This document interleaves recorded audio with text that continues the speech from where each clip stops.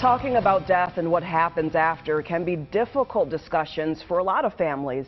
August is National Minority and Multi-Ethnic Donor Awareness Month, and there's a renewed push to get more communities of color to donate organs because of the lower level of organ donation compared to white communities. Fox 9's Leah Bino sat down with a woman in Woodbury who was warning others to not be filled with her regrets.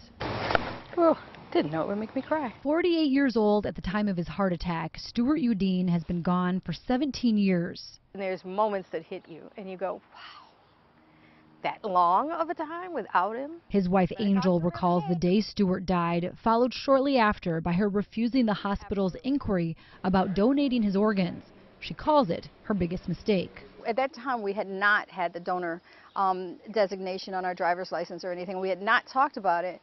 And so I'm traumatized. I'm not thinking clearly. And I said no.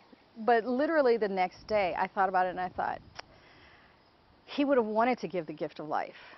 He would have wanted that. And especially seeing as how we were going to be cremated.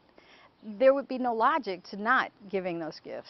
Angel has been an advocate about organ donation ever since, and more recently through her role as the Director of Diversity, Equity, and Inclusion at Blue Cross Blue Shield, Minnesota. She's working to change statistics. According to LifeSource, BIPOC communities say yes to organ donation at a rate 20% lower than whites. At the same time, 60% of the more than 100,000 people on the national waiting list are people of color. That includes 840 people of color in Minnesota. We know that if you match up better, your organ can survive longer.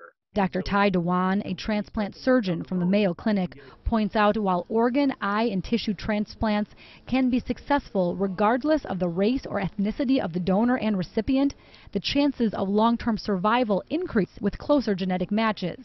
If there are more, say, African Americans or black people who step forward to donate, that likely will result in actually more black people getting organs. And the same thing would apply for Asian Americans, same thing apply for Latinos.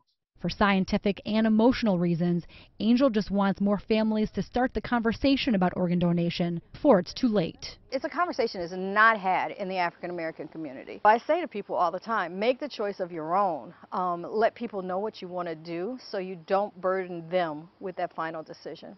Leah Bino, Fox 9.